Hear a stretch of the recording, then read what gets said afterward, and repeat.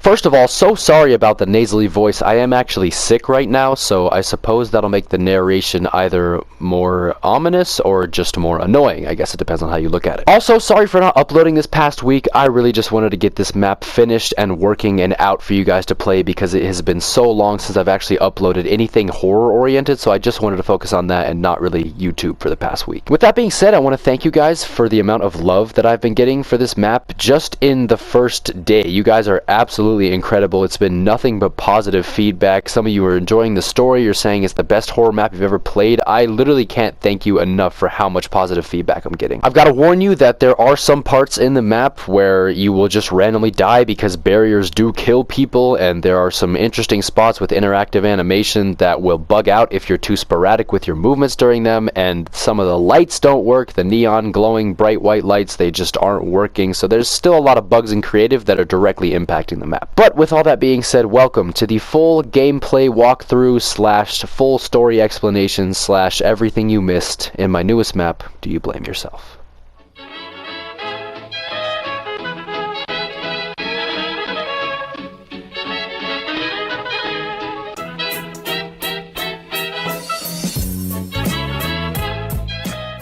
Hey everyone, this is Syntax, and welcome to the official walkthrough / story explanation for my newest map, Do You Blame Yourself? Before we get started, I just want to mention two things. One, for a bit of context, you play as John in this map, who is the same main character from my Endless Inception series, so those two characters are the exact same. Two, I am currently aware of a bug that for some reason, for some people when they're in the elevator freakout scene where it's flashing red, they get teleported outside of the map, and I can't seem to figure out why, because I tried to recreate it more than once and it wasn't working for me, so I'm not sure why that's happening, but I do know that that is a bug and I'm trying to figure it out. Anyway, my plan for this was just to have me kind of narrate the story as it plays in the background and then stop narrating for the creepier parts so you can just experience all the sounds in their full effect, but that's the plan for the video, so it should be a great time. Anyway guys, with all that being said and without any further ado, here is Do You Blame Yourself? The pregame lobby is just the office for the interrogation room. There's not really too much going on here. If you click the show details button, you actually get a couple quotes from famous poets and philosophers and whatnot. And then if you open this door, you get the in collaboration with and all the settings you should set up to have the best possible experience. Upon starting the game, we get to see this quote from René Descartes, who was a famous philosopher way back when. And it says, "I think, therefore I am." And I added the "or am I" part onto it, of course. I use this quote just to set the tone of the map. You know, does your ability to think actually prove that you exist, and if that's the case, then how much of this is actually happening, how much of it is actually real? After waiting for a little bit, the word "so" will pop up, and then we are greeted by this strange clock face looking person who's asking us if we blame ourselves.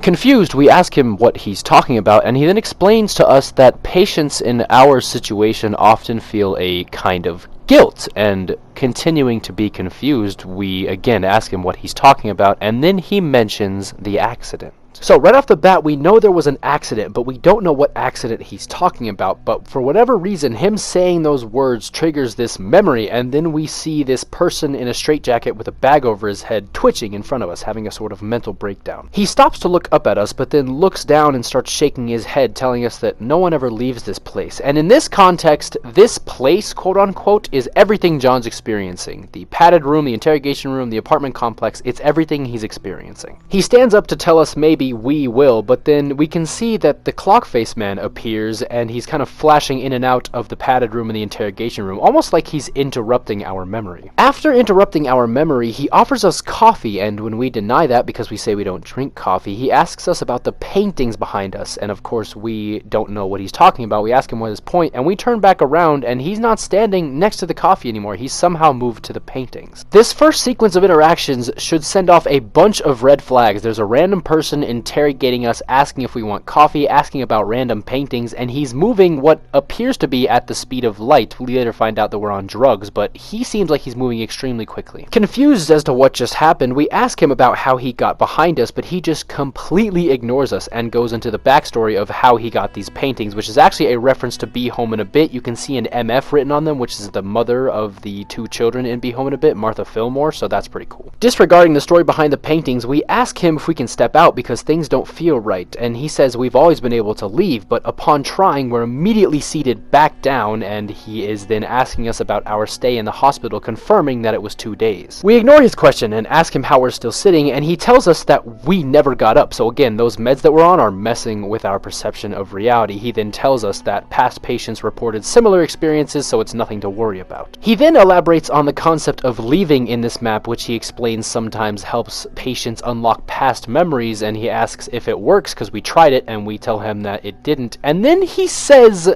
try it again, but hold it this time. This interaction has two major red flags. One, the fact that leaving is in quotes. It's almost as if he's acknowledging that this is just what we call it and is the concept we're using for the game. But the other one is him telling us to hold it this time. It's like he knows the first two times we were just tapping it, but now he knows to hold it? It seems strange that an in-game made-up character would acknowledge what is literally a creative mechanic, that is the ability to mess with the interaction time of buttons. By leaving, we unlock another memory of the padded room, but now we're sitting where the man with the straitjacket was, who we later find out is just us. It's literally John, but we're able to interact with him like it's not just us, and this security guard is not initially sitting here, but when we turn around and turn back around, he's there. After asking him how he got there, he explains to us that he's been sitting there for 15 minutes and then goes on to tell us that the meds we are on are definitely messing with our perception of reality, and then he calls us a freak. Unfortunately for him, that was a very poor choice of words. The lights in the background start to flicker, and this is the first time we see the demon woman. She is now sitting in the corner with her dress on. You guys can read the text for the next part. I'm just gonna let it play out because this is one of my favorite parts of the map, so just enjoy, I guess.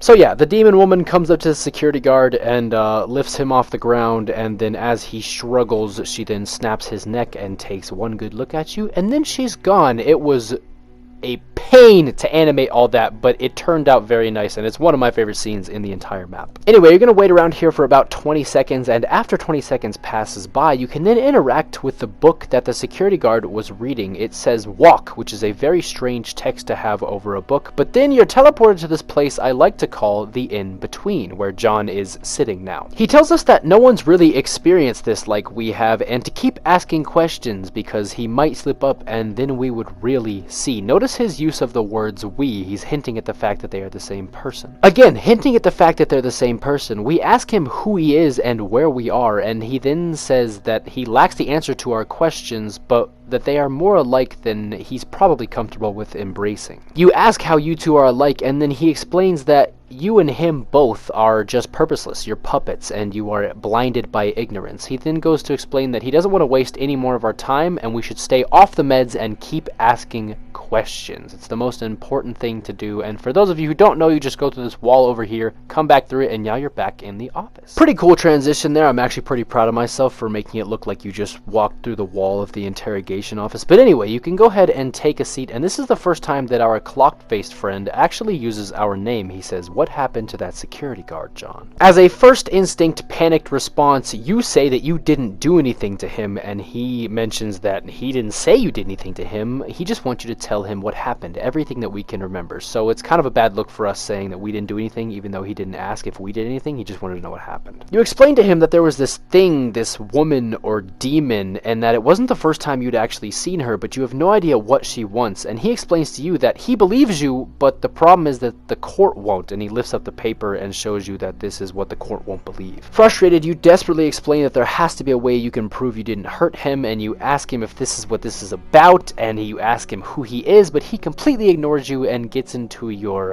schizophrenia, explaining you can plead insanity. It should be noted that, like I said in the beginning, John, the main character in this map, is the same character from Endless Inception, and in Endless Inception he does have schizophrenia, so he does see and hear things at times, so the clock man is just explaining that that is a perfect culprit to explain why you did what you did. When you ask who he is for a second time, he tells you that he's the only person trying to help you, and in order to help you any further, he needs your cooperation. You tell him that he's filth and that there's no way any of this is legal, and then he says, and without my help, you're dead. So, tell me about this demon woman, and he asks you to leave again. Upon leaving, we get this very strange interaction with John, or yourself, in a straitjacket, and he is twitching in the same spot you were just sitting. You can just go up to him, press walk again, there's that walk text, and you will be teleported to a version of the office with the lights off. Go up to this door, give it a few taps, and we are greeted by our favorite demon woman.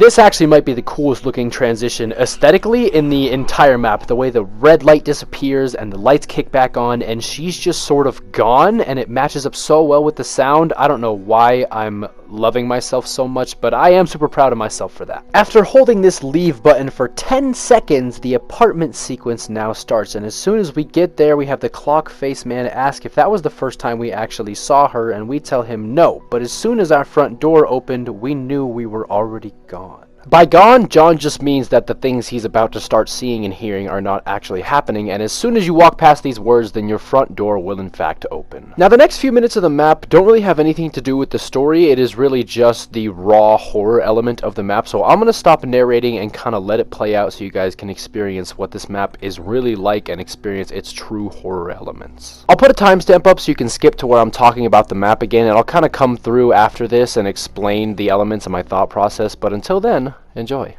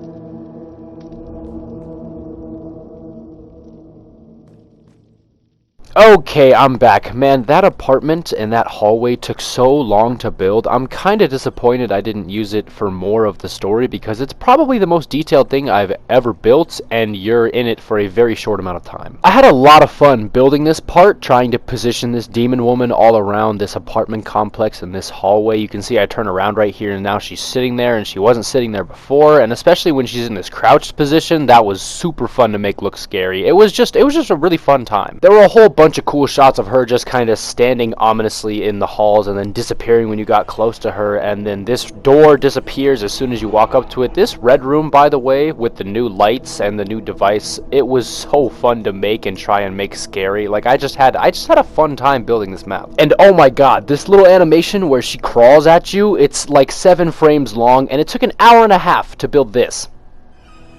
Just to build that, it took an hour and a half. Anyway, we turn around and we see the clock-faced man, and then we see this demon woman flash in and out of existence, and this upcoming elevator part is the part where people are saying they're glitching out of the map, and guys, trust me, I tried to recreate it, and I just can't. I don't know why. I would jump up and down, I would spin in circles, I'd run against the wall, I'd run against him, all during the animation, and it wouldn't send me outside of the map. I don't understand what the problem is. Anyway, he tells you you're looking rough, and you ask him how he got here, and then he says, "Don't act so naive. This is just a memory. You didn't stop existing." You ask him how you're acting naive, and then he brings up the question of how many people got hurt, and if we remember. He says, "The sleepless nights, the burning guilt, overwhelmed with self-hate. You couldn't stand to see their faces, could you?" You explain to him that it was just an accident, an honest mistake, and he says, "Tell that to the bodies," and explains that you guys failed at the expense of others. So now we know there was an accident and that your job was to keep people safe, but you failed, and as a result, a lot of people got hurt. Again, pay attention to the use of the word we. This is again hinting at the fact that you guys are the same person, and because you are the same person, it's basically like he's just talking to himself, or you're just talking to yourself, trying to plead with yourself. After talking about the bodies and the people that got hurt, you say there has to be a way to prove innocence, and he says there might have been, but after what we did to that security guard, yeah, we're done. That line is super important because it confirms the fact that there is no demon woman. What happened to that security guard was somehow done by us, kind of dug ourselves a deeper hole with whatever happened with this accident. We basically just killed the security guard. You say you can plead insanity and they won't lock you away as long, and that you'll win with his help, and he reassures you that you're not going to get any help from this clock-faced man. He just wants answers, and he's going to keep you on the meds to get them. And then he reassures you that you guys are past the point of insanity, and then the horror continues.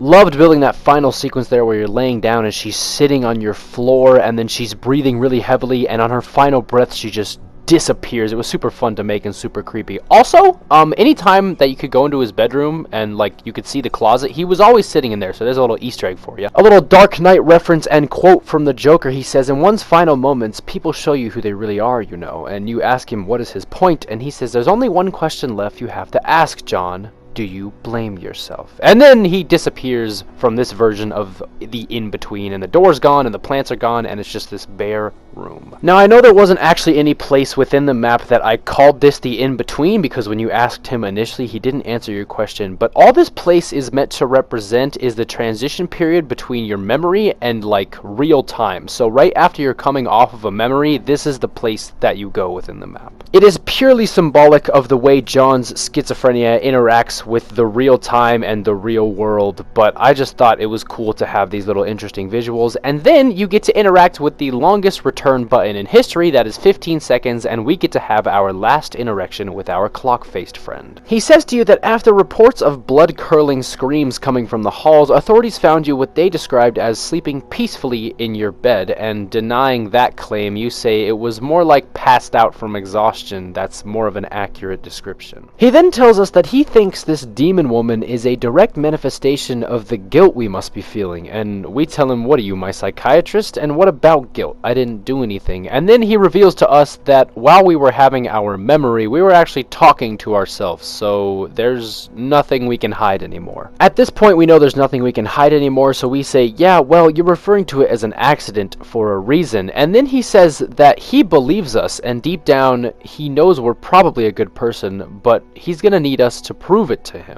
He opens this case that's been sitting on this desk for the entire map, and he tells us that he wants us to grab what's inside of it. And when we search it, we see that it's a gun, and we say, a gun? Is this a joke? And he says, yes. My theory is you react on impulse, John. Show me you're a good person. Resist your primitive urges. Behind us, we can see the straight-jacket version of ourself telling us to not listen to him, and he's the reason we're here, and then to end him. And when you try to shoot him, he then starts to move around the room, sort of gaslighting you and shaming you for what you're doing. Through this interaction, we find out that we worked border security at some checkpoint for the border of two countries, and we let someone with contraband through, and he thinks that it probably wasn't an accident, and we just wanted to see people get hurt, but we assure him that it was an accident. Of course, he has no reason to believe us, because he says, is you continuing to try and shoot me an accident? Why should there be any reason I believe you? And of course, you try to shoot him again. You say you're trying to kill me, and he says the glass is bulletproof, and we really aren't as smart as we make ourselves seem. It's then revealed that this entire sequence is a trick, and the gun doesn't have any bullets, and as our medication wears off, we then discover that even this interrogation room is a trick, and we've been in a prison cell this entire time. He tells us that unfortunately you guys are out of time, and we'll have to talk about the accident on another occasion, and upon disappearing, the demon woman that has been prevalent throughout this entire map then appears in the corner, is breathing heavily, and as soon as she stops, the map ends.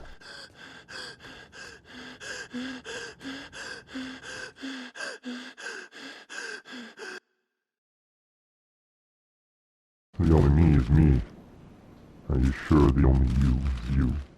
Alright, you made it the entire way through. That is the full story explanation / walkthrough for Do You Blame Yourself? Just to recap for those of you still a little hazy on the story, you play as John in this map, who we find out worked border security for a checkpoint between two random countries, and at some point he let someone through on accident that had contraband on them. As a result, some people got hurt and killed, and because you're the person who's supposed to be checking the people who come into the country, the investigators are of course going to go to you first. In an effort to figure out whether or not you did this on purpose, they assign you to this clock face interrogation person who throughout the entire map questions you, gaslights you, makes you question your entire existence, all while having you drugged to give up answers and to ultimately make you think you're in this fancy interrogation office when really you're in a jail cell. Not only that, but the drugs they have you on cause you to relive all of these awful memories you have preceding the accident, so in the end they can finally have you answer the question, do you blame yourself?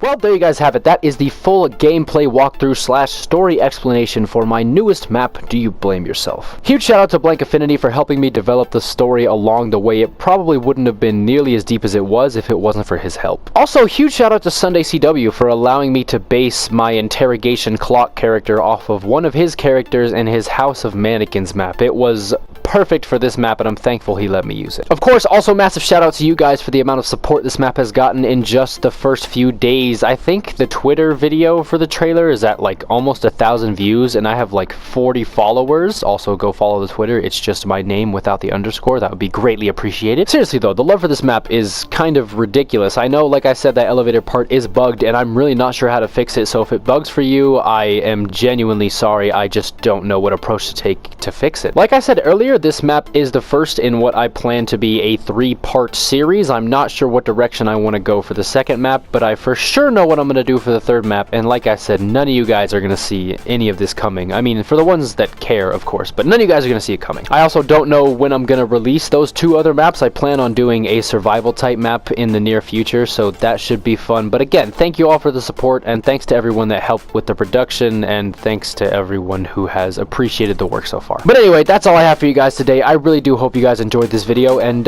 yeah, this has been Syntax. Later.